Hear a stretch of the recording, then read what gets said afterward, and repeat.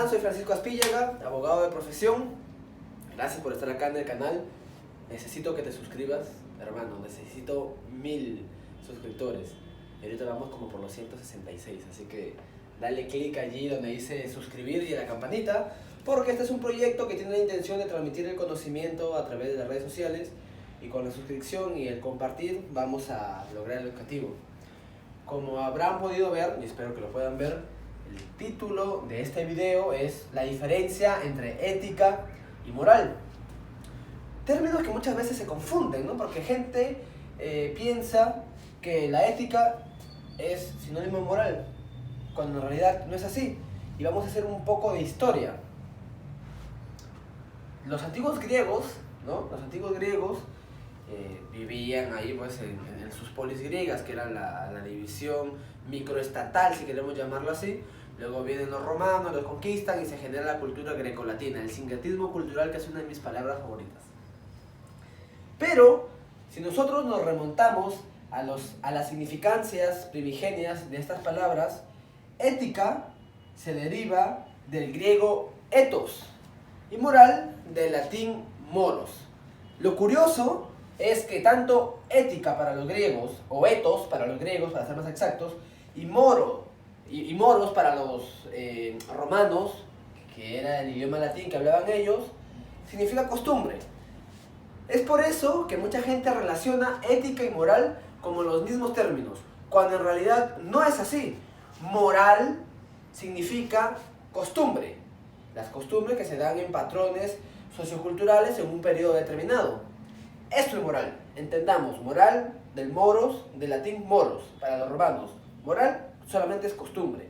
Mientras que ética viene a ser la ciencia que estudia la moralidad de los actos humanos a la luz de la razón. Voy a repetirlo para que no suene tanto en chino.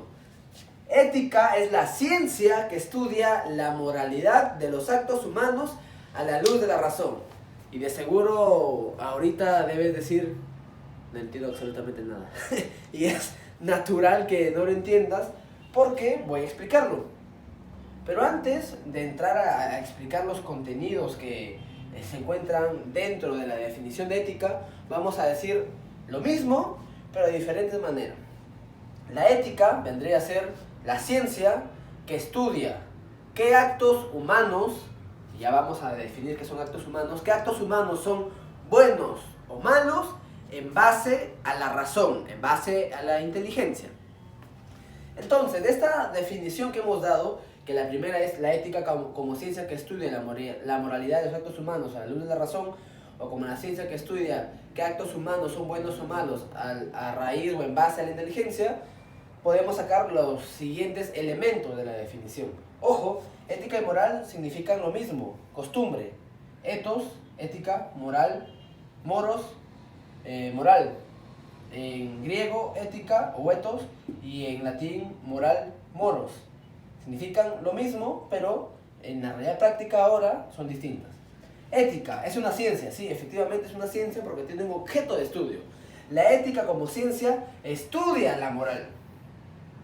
Es decir, estudia la costumbre que tiene una sociedad. Otro elemento de la ética, su definición, es la moralidad. Es decir, se verifica qué actos humanos son buenos o qué actos humanos son malos. O sea, si tú actúas bien o si actúas mal. Acá, otro término son los actos humanos, que vendrían a ser aquellos actos que se realizan con inteligencia y con voluntad. Vamos a ahondar más estos términos más adelante. Y la razón, que vendría a ser la inteligencia que capta el hecho que se está realizando, ¿no? Una vez dicho esto, vamos a profundizar. Bueno, ciencia, objeto, ya lo hemos visto. Vamos a venir acá. Actos humanos, vamos a dar un salto, ¿no? Actos humanos.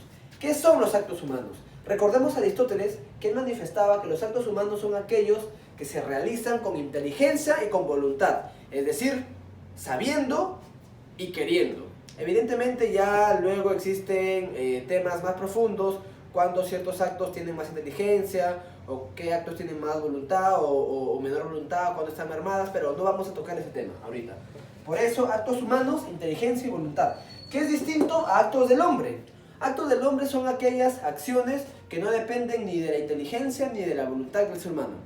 Por ejemplo, si yo te hago así, es muy probable que tú ahorita hayas pestañeado, parpadeado o que te hayas asombrado.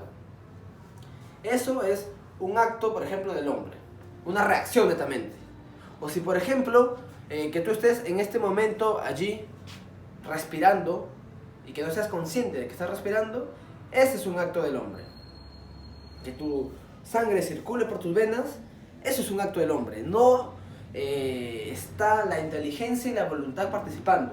Mientras que en los actos humanos, que es la diferencia con el acto del hombre, sí hay inteligencia y voluntad. Si estás viendo este video en este momento, es porque es un acto humano. Porque tienes la inteligencia que te dice, vamos a ver por acá, pero la inteligencia que capta y dice, oye, ¿cómo puedo hacer esto? Y la voluntad que te dice, hazlo. Es una combinación de ambos factores. Razón. ¿Por qué se dice que es la razón?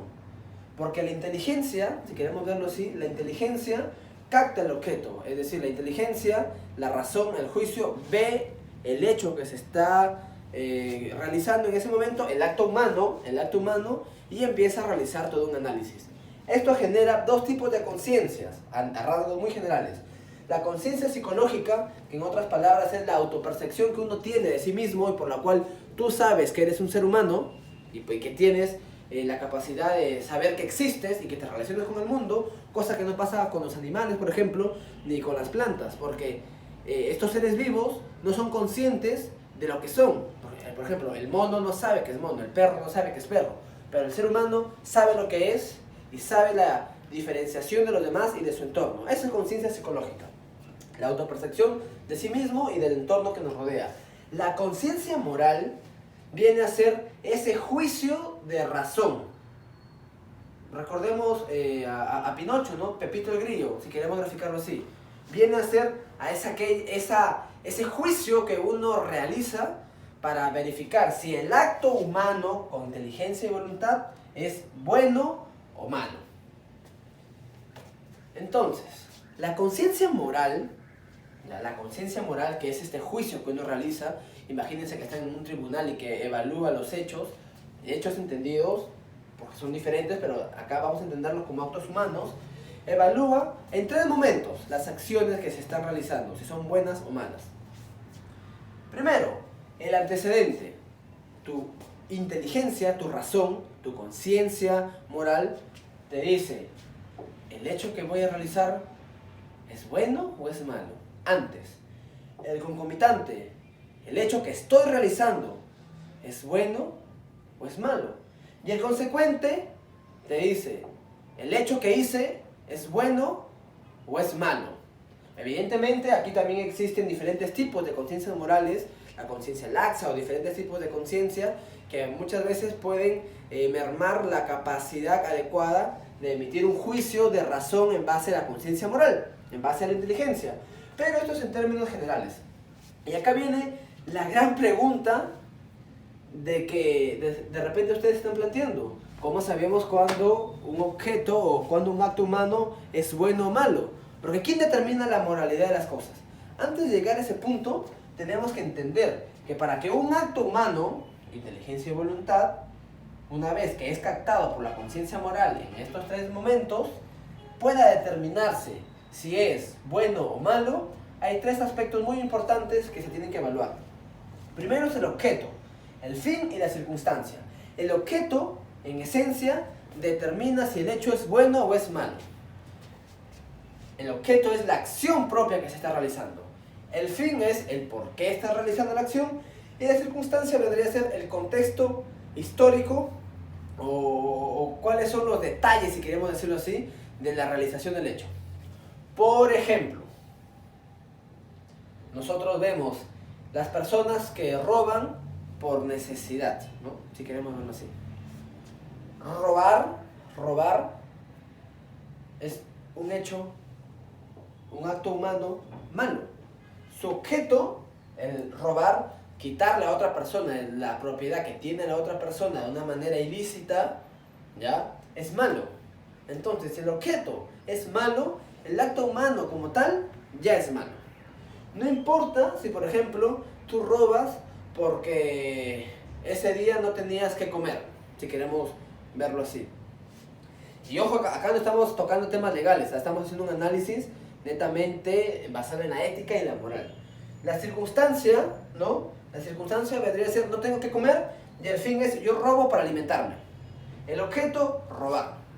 Otro caso, si tú estás un día por la calle y viene una persona a querer matarte, y tú la matas. El solo hecho de matar, ¿ya? El objeto, ya le da la categoría de malo. El fin, la otra persona, el fin sería yo defiendo mi vida, ¿no?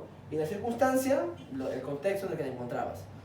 Aquí nuevamente, repito, el objeto es malo desde el análisis de la ética y la moral, que es distinto al análisis judicial o legal que se podría realizar. Porque si tú matas a una persona que te viene a matar a ti, ahí tú puedes colocar, por ejemplo, la legítima defensa y no irías preso, ¿no? Entonces son cuestiones distintas.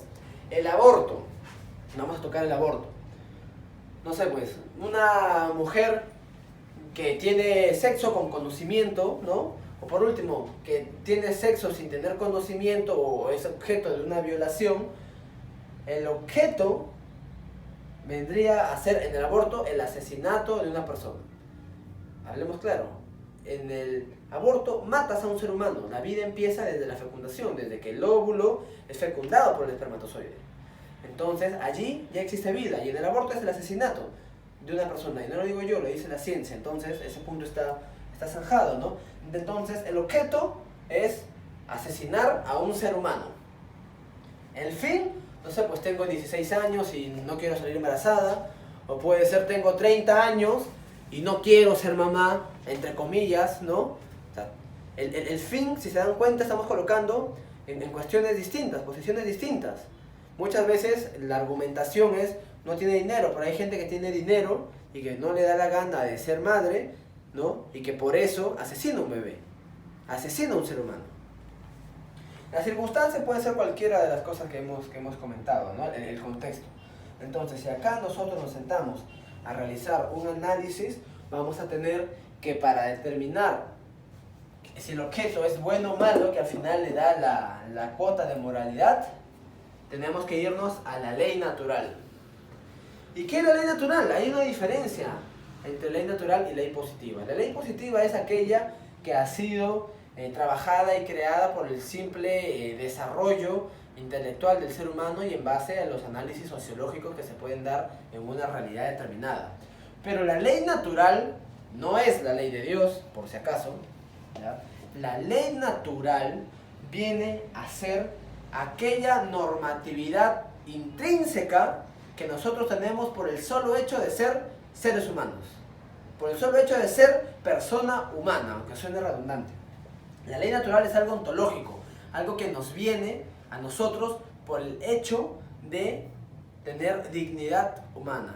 Entonces, en este punto tendríamos que tener muy presente que el principio principal de la ley natural es haz siempre el bien y evita siempre el mal. Entonces, si matar es hacer siempre el mal, basado en la ley natural, el objeto vendría a ser malo. Y la ley natural es algo que le aplica a todas las personas por igual, seas hombre, mujer, homosexual, heterosexual, cualquiera de los miles de géneros que existen, seas católico, judío, evangélico, protestante, musulmán, lo que sea. Entonces, la ley natural se desprende solamente de la naturaleza humana. Y es por eso que cuando la ética y la moral se tienen que juntar, porque la ética estudia la moral, y hacemos todo este proceso, lo que determina si el acto es bueno o malo, viene a ser la ley natural. Porque la ley natural, repito, forma parte de nuestra composición humana. ¿Quién nos la dio? Bueno, para los que piensan, ¿no?, que de repente estamos hablando acá de religión, no estamos hablando de religión, estamos hablando netamente de una cuestión que forma parte de las características del ser humano.